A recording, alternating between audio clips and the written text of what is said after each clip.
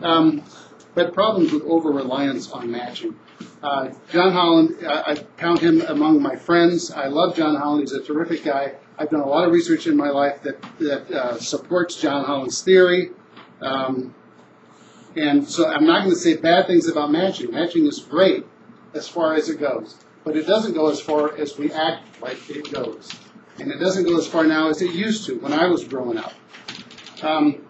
The best studies say that a good match, or the quality of the match, accounts for only 10 to 15% in the things that we really expect it to count for. So if we're going to measure job satisfaction of the people in this room, only 10 to 15% of the variation in all the satisfaction in this room is going to be due to you being in a good match for who you are. That's not really very big. I mean, it's the biggest thing that we got, but it's really still not that big. There's a boatload of stuff that is contributing to whether or not you're satisfied in your job. That has nothing to do whether it's a good match or not. And you can just imagine in your own experience, this could be a great match, and yet your boss is awful. Well, your satisfaction just dropped a lot. Or it's an adequate match, or it's kind of a mediocre match, but your boss and your colleagues are wonderful. They take you out for your birthday. They come, they show up at the hospital when you have a baby.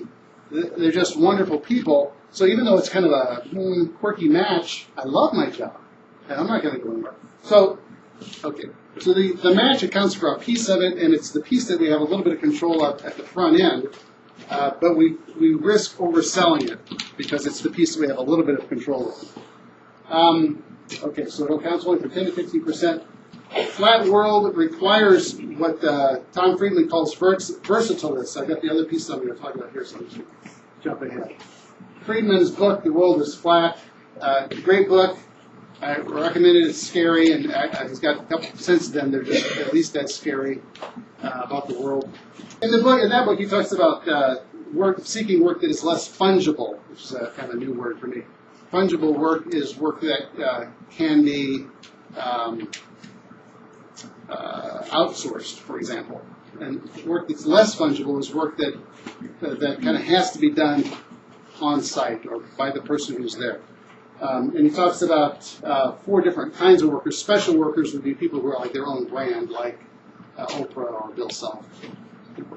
Specialized workers are people who do something that's so specialized you can't call on anybody else to do that. This morning there were 2 guys in front of our elevator with the elevator doors open who were peering in, doing something to the elevator. Very specialized work. You got it when the elevator breaks, they have to be called. You can't call anybody else. So you got to call them. Anchored work is work that has to be done by somebody who's in the room. So you can't get your hair cut by somebody who is in another country. You can't, when somebody's bringing you your food, they have to be there. So that's work that's less fungible. And then the last one that he says, this is where we really need to be pushing people, is to be versatilists. Now, a versatilist, okay, compared to specialists in general. Specialists are somebody who has really deep knowledge about a really narrow thing. Generalists are people who have really shallow knowledge but about a lot of stuff. And versatilists have a depth of skill to a progressively widening scope of situations and experiences, blah, blah, blah, blah. These Swiss Army knives of the workforce.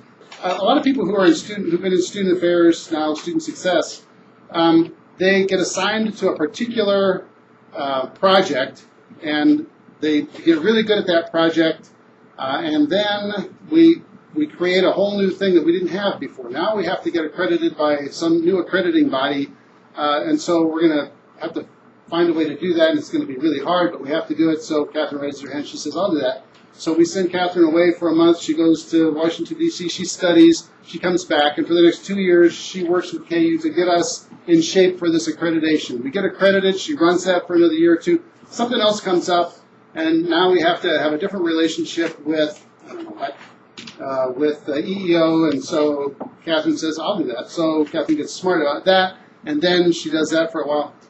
After some period of time, nobody really knows what Catherine does anymore, and this is true for a lot of people. This is true for a lot of people in student affairs, and yet when layoffs come, Catherine's going to be the last one to go because they know we don't know what she's going to be doing in the organization, but it's going to be something, and it's going to be hard, and it's going to be probably something that nobody else can do.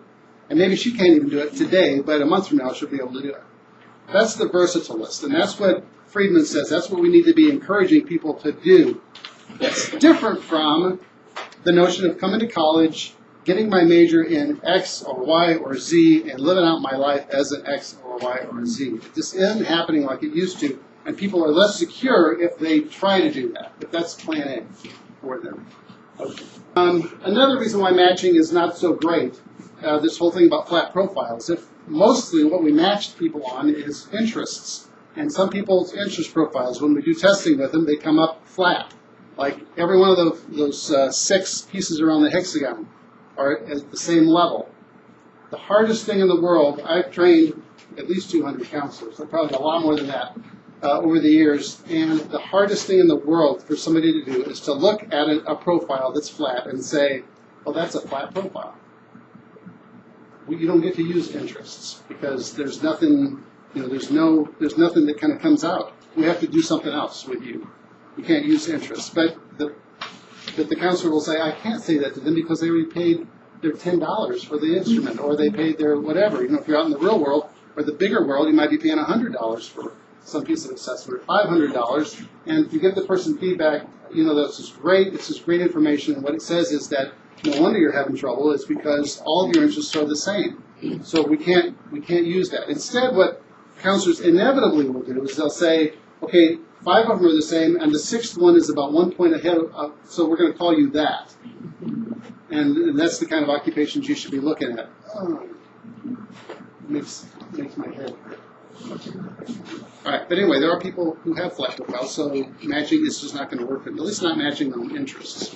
And finally, there's this notion of opportunity cost. If, as a career counselor, I only get to spend an hour or 2 hours with a client, with a student, should I spend that hour or 2 talking with them about matching, which is what they want to talk about, because that's how they think this works, or should I spend that time kind of teaching them guerrilla tactics for how to get out into the world and be more adaptive, be more flexible, and take advantage of all those kinds of things? If I spend my time talking with them about matching, there's the opportunity cost. I'm not going to be able to spend the time talking with them about other stuff. You guys have 30 minutes with them, so that's just amplified for the advisor thing.